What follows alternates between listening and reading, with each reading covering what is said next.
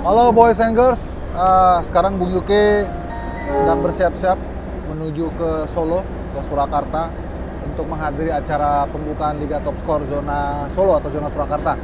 Sekarang kita mau take off pesawat, mau berangkat naik kereta Bima. Nih kita ada di stasiun Gambir. Kita ikuti nanti perjalanan Bung Yuki sampai di acara opening ya. Yuk.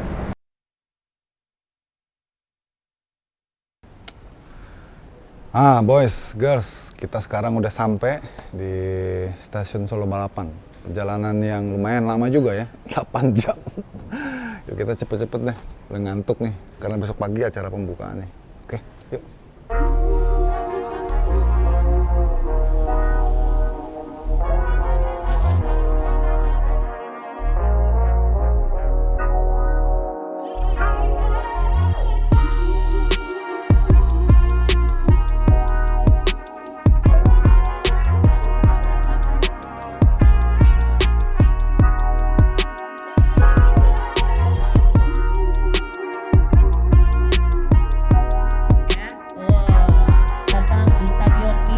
Beberapa tamu kehormatan lainnya.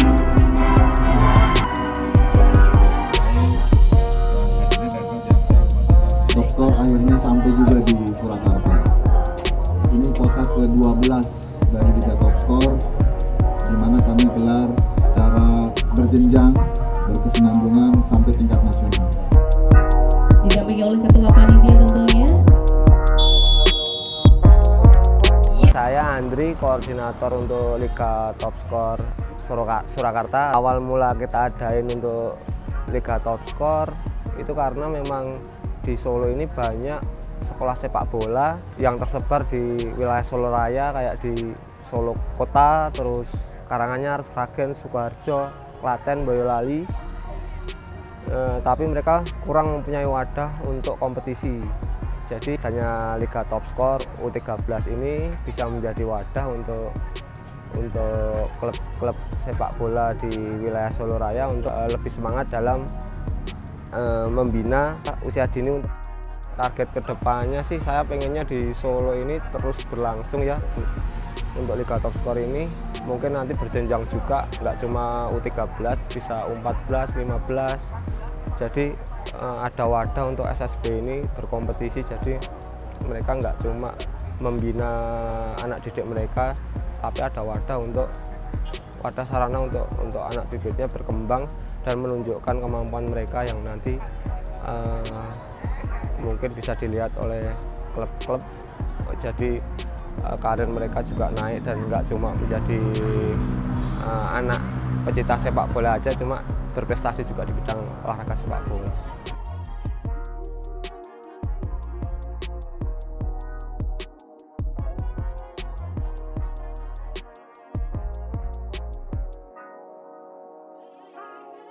Nama saya Taufik Nur Hidayat, pelatih dari PFA Sukoharjo U13 yang saat ini mengikuti Liga Top Skor Surakarta musim 2022. Untuk tahun pertama kita keikutsertaan kita di Liga Top Skor itu pertama di Pati. Waktu itu kita keluar KU 13 dan KU 17, dan di 17-nya kita masuknya di Liga 2 karena ada 2 kasta dulu. Yang Liga 2 alhamdulillah kita meraih gelar juara di Liga 2, tapi yang U13 kita meraih tempat keempat. Terus tahun kedua kita ikut di zona Madiun dan alhamdulillah U13-nya kita meraih juara pertama dan mewakili zona Madiun untuk mengikuti seri nasional, dan untuk U15-nya kita menempati juara ketiga. Nah, di seri nasional alhamdulillah kita juga meraih hasil yang maksimal. Kita menang final lawan tuan rumah Asiop 2-0, sehingga kita bisa jadi juara Top Skor seri nasional. Kalau alasan untuk ikut di Liga Top Skor Surakarta, yang pertama karena jarak, yang mungkin kita kemarin cari yang di luar zona karena dulu Solo Raya belum mengadakan Liga Top Skor. Untuk musim ini ada Liga Top Skor sehingga kita memilih untuk ikut di Solo Raya. Untuk PFA sendiri karena kita sebuah akademi, itu tentunya juara bukan menjadi tujuan utama kita. Tujuan utama kita adalah membentuk pemain yang tentunya pemain itu bisa menjadi pemain yang juara, bukan timnya yang juara. Jadi kita nggak masalah tim kita nggak juara, tapi yang terpenting adalah pemain-pemainnya menjadi juara. Terbukti untuk tahun ini meskipun banyak pemain yang ikut EPA, kita tetap ikut sertakan tim PFA ini di Liga Top Skor dengan tujuannya bukan membentuk satu tim yang juara, tapi membentuk individu yang juara. Oke, nama saya Bayu Sunarto dari SSB KFC Sragen. Saya sangat antusias sekali, saya dan tim pelatih dan beserta orang tua dan siswa sangat antusias karena saya melihat Liga Top Skor adalah liga terbaik di usia dini. Jadi saya sangat antusias. Kemarin kita sempat mau ikut di Madiun, tapi alhamdulillah tahun ini ada di Surakarta. Jadi kami sangat terbantu dengan jarak tidak terlalu jauh. Semoga tahun ini kami bisa bermain dengan baik, bisa berprestasi, dan bisa menelurkan beberapa pemain muda yang baik untuk kedepannya. Semoga dari SSB kami ataupun SSB dan akademi yang lain bisa melahirkan pemain-pemain hebat melalui Liga Top Skor ini, begitu. Dan semoga Liga Top Skor ke depan bisa lebih baik, lebih bagus lagi, begitu.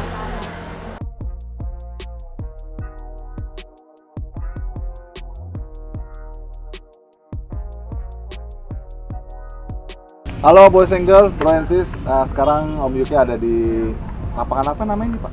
Bululuan, Bululuan. Stadion Bululuan Solo. Bululuan Solo di kenapa namanya Surakarta ya Pak? Kalau daerah sini sebetulnya maksudnya Karanganyar, tapi AT sendiri menjadi anggota ASKOT ya. ASKOT Solo, ASKOT Surakarta. Ini AT Farmasi ini home base di sini ya Pak? Ya. Ini lapangan yang biasa sehari-hari dipakai untuk anak-anak AT Farmasi latihan bertanding.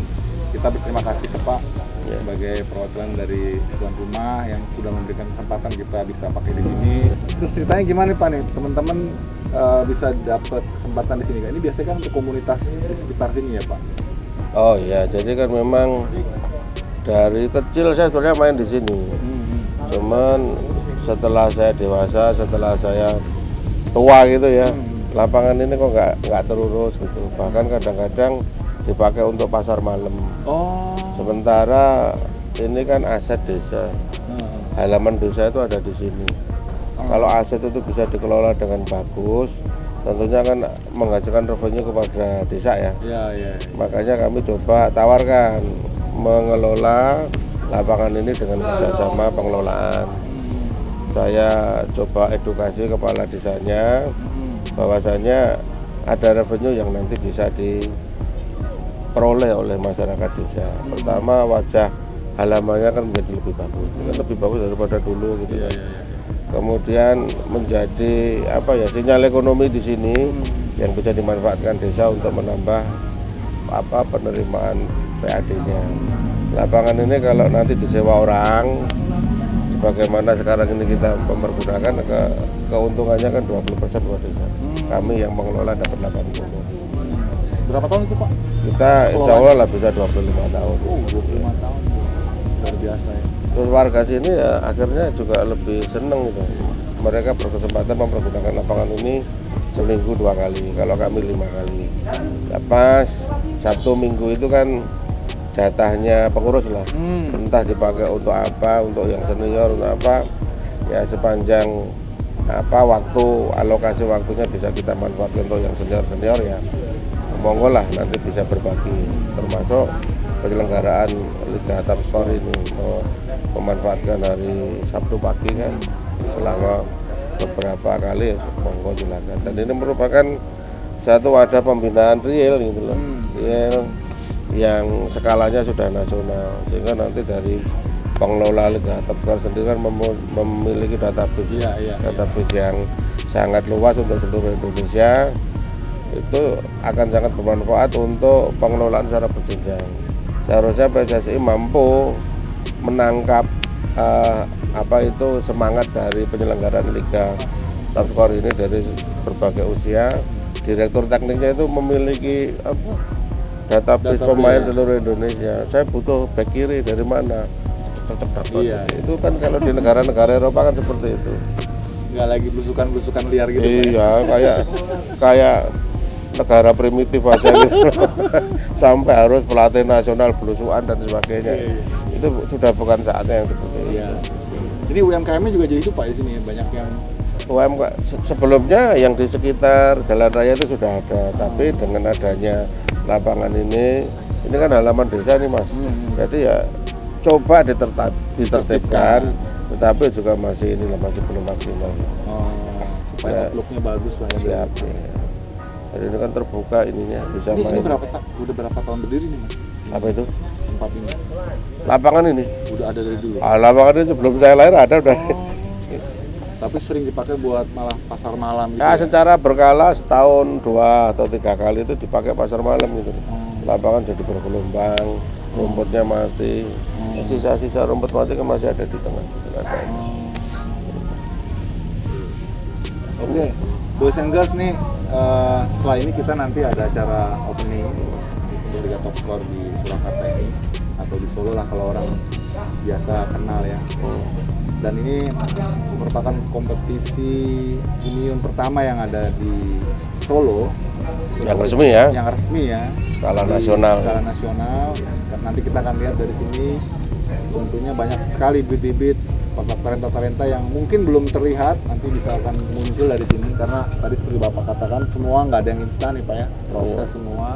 Mudah-mudahan aja dari sini nanti ada wakil-wakil pemain-pemain kita di masa depan yang jadi pemain profesional dan juga pemain tim nasional ya Pak ya. Mudah-mudahan aja ini bisa bermanfaat. Saya ucapkan terima kasih Pak atas dukungannya, supportnya untuk memberikan fasilitas bagi anak Belo bermain di kompetisi Liga Top Score.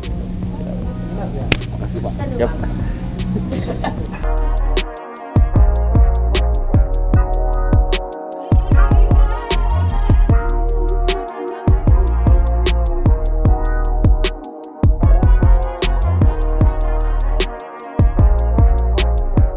Membangun serang dari Arsita unggul 92 melawan kosong diimankan mengejar bola di sana.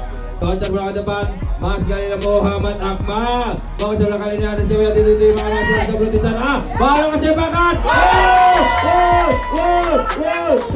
Ya, assalamualaikum warahmatullahi wabarakatuh. Mohon izin untuk memperkenalkan diri. Saya Papa Mika yang saat ini bekerja sama dengan Liga Top Score, khususnya Liga Top Score Surakarta sebagai media ataupun khususnya kameramen dan komentator untuk memeriahkan atau melancarkan jalannya pertandingan Liga Top Score Surakarta 2022 yang dilaksanakan di Stadion Mini Bluluan Colomadu Karanganyar.